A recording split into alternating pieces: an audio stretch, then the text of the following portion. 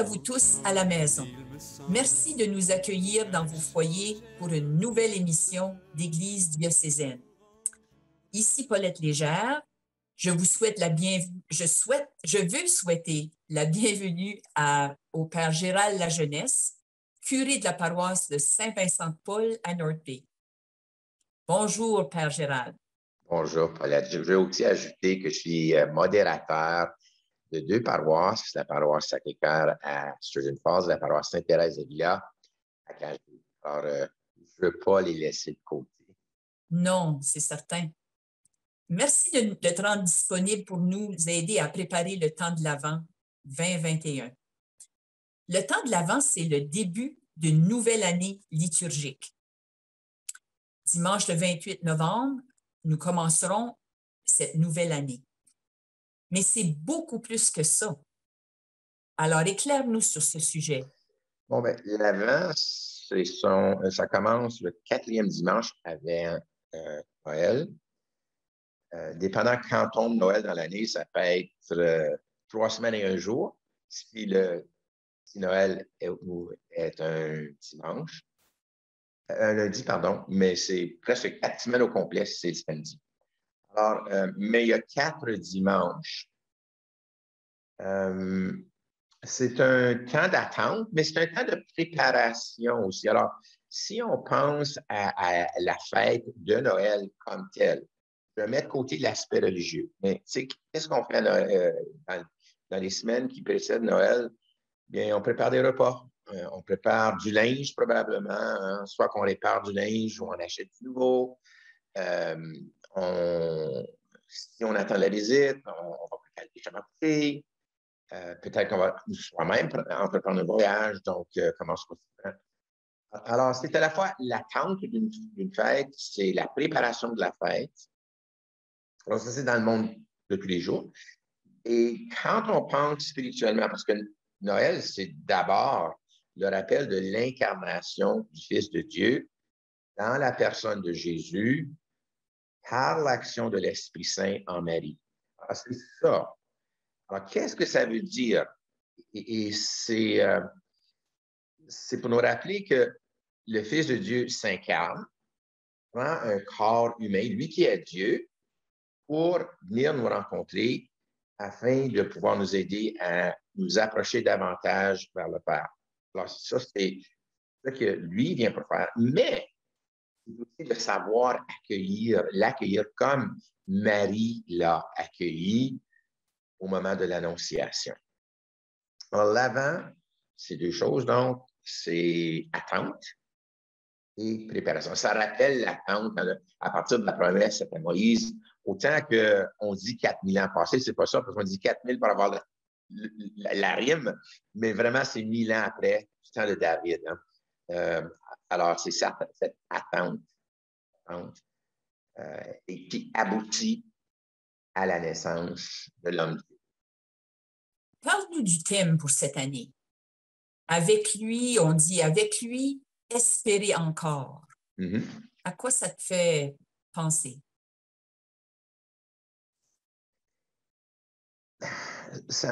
Avec lui, espérer encore, c'est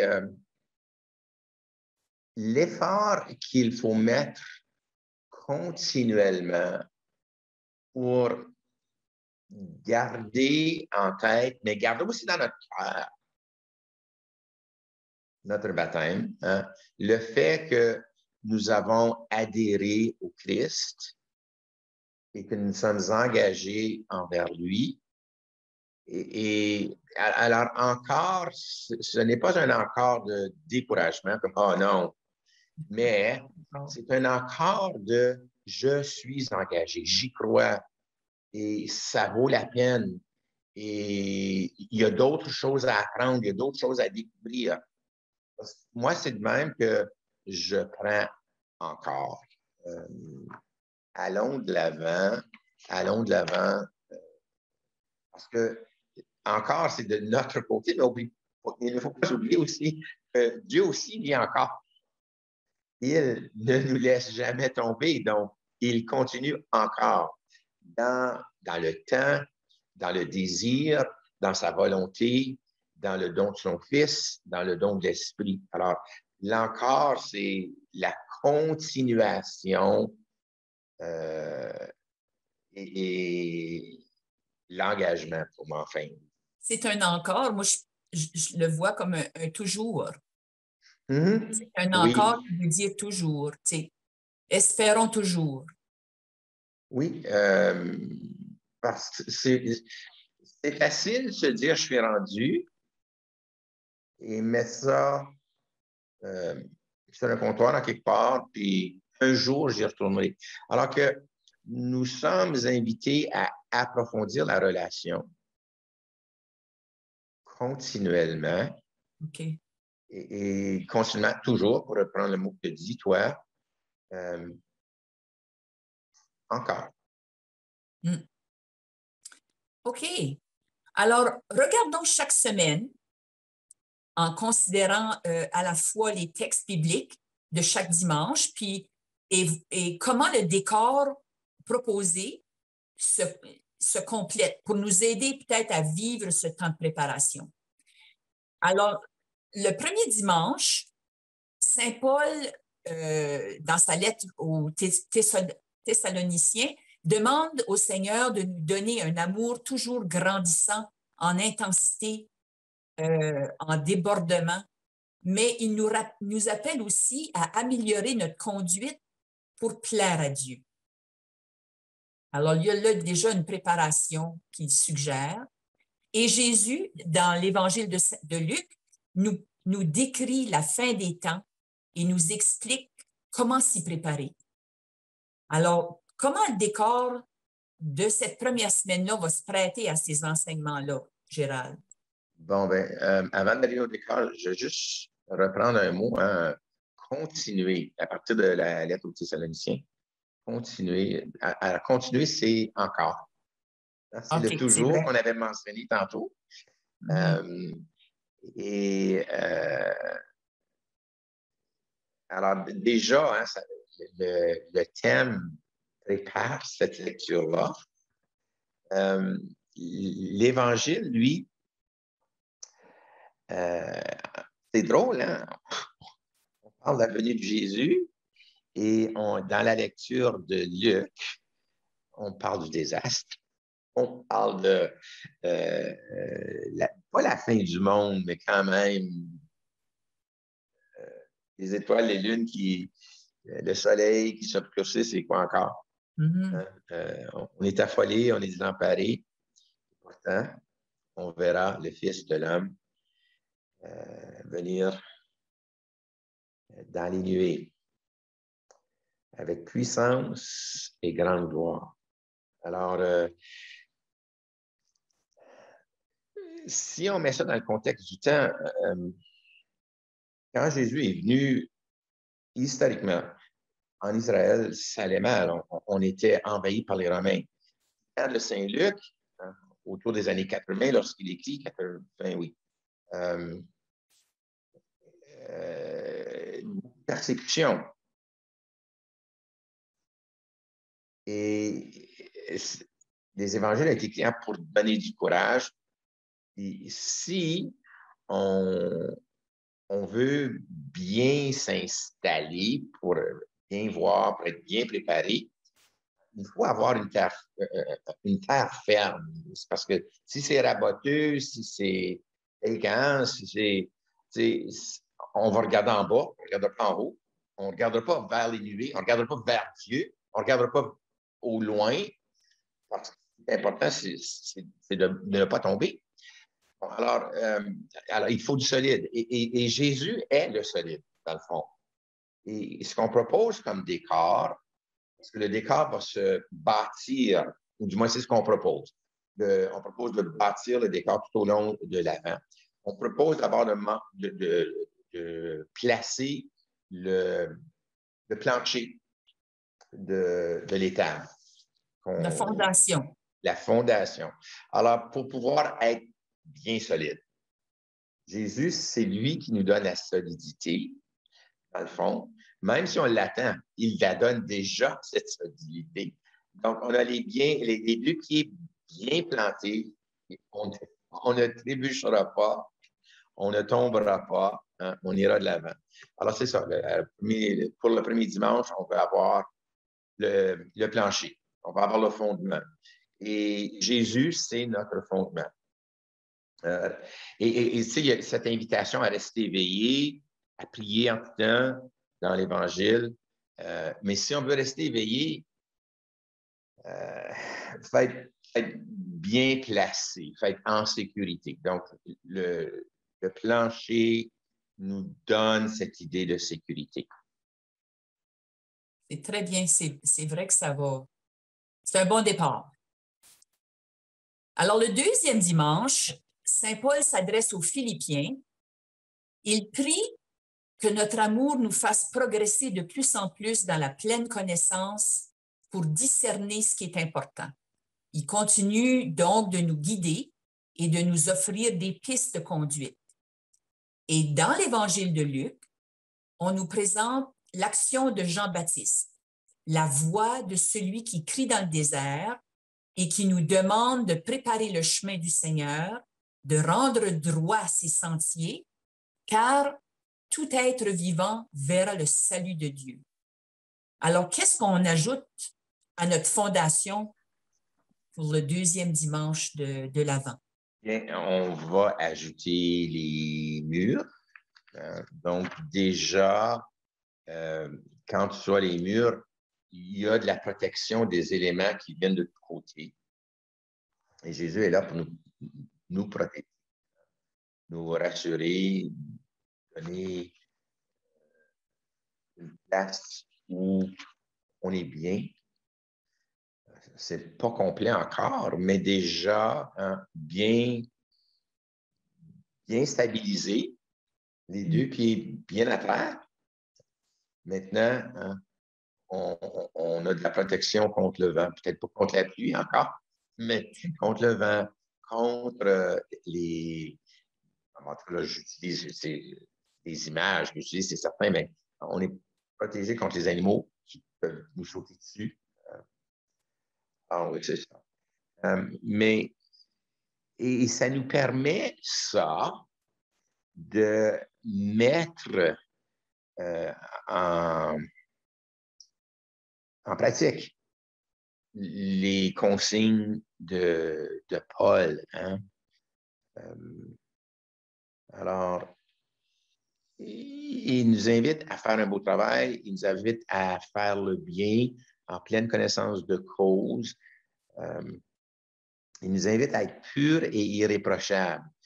Alors, c'est une très, très belle expression, hein? Pur de cœur, le cœur tourné vers Dieu. Mais si je n'ai pas à m'inquiéter, si je suis certain que Dieu lui-même est mon mur, hein, puis ça, on le dit comment souvent dans les psaumes, hein, tu es mon abri, mon rocher, ma forteresse. Toutes ces idées-là, déjà, je peux être plus accueillant à cette pureté que l'esprit de Jésus me donne. Hein, et plus j'ai le cœur pur, plus je deviens irréprochable. Aux yeux de Dieu, mais aux yeux des autres aussi. Je me souviens d'une retraite qu'on avait eue, c'était Monseigneur André Durocher qui nous l'avait dirigée. Il nous avait dit, je n'ai jamais oublié cette phrase, il dit, messieurs, quand vous mourrez, j'espère que les gens diront de vous, il était donc fin. Il était donc fin. Alors, travaillez pour devenir fin.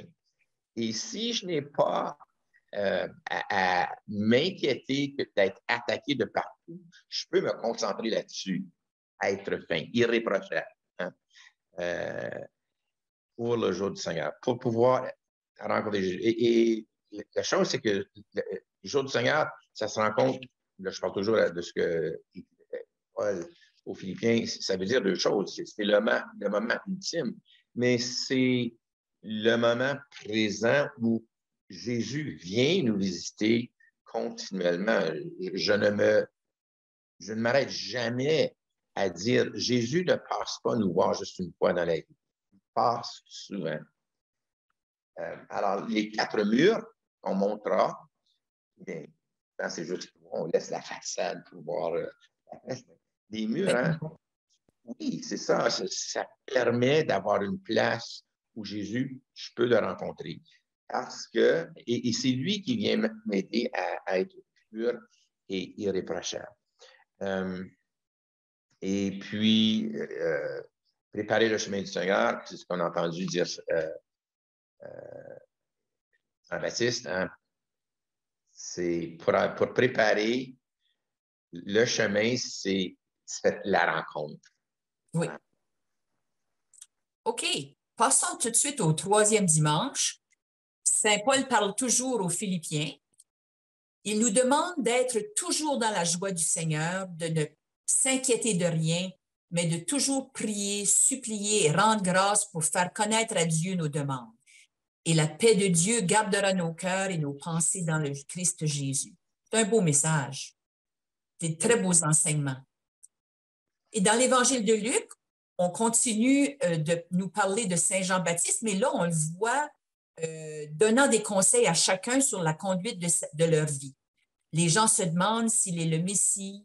Alors, Saint Jean-Baptiste, il leur annonce que Jésus, la venue de Jésus, la bonne nouvelle, celui qui vient est plus fort que moi, il vous baptisera dans l'esprit et le feu. Alors là, c'est l'annonce de Jésus de la part de Saint Jean-Baptiste. Comment le décor vient appuyer ces textes bibliques puissants-là? Alors, le 3e dimanche, on ajoute le toit. Alors, ça complète la construction de la paix. Les tables. Alors, le toit fait que là, ça rappelle que je suis une place, je suis un temple. Et grâce à l'Esprit, je suis temple de Dieu. Bon, voilà. Première chose. Alors là, si je retourne à ce que disait Paul aux Philippiens, il nous invite à prier, à supplier. Il nous invite à entrer dans la paix de Dieu. Mais quand il y a toi par-dessus ma tête, je suis plus en paix, je suis moins inquiet, hein, je suis mieux protégé. Puis, encore une fois, Dieu qui est ma protection, mon appui, mon rocher, ma citadelle, toutes des expressions qu'on rencontre dans les psaumes. Ma forteresse, ma maison, finalement. Alors, ma maison, là où moi je suis, mais la maison où moi, je peux rencontrer le Christ, mais aussi la maison où moi je veux me rendre ultimement. Et Paul rappelle ailleurs dans un autre texte, hein, Dieu construit pour nous, dans les cieux, une maison qui n'est pas construite de main d'homme.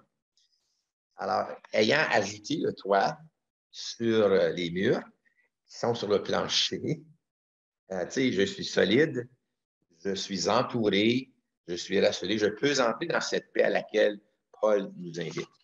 Alors, et le Messie annoncé par Jean-Baptiste est celui qui donne la paix.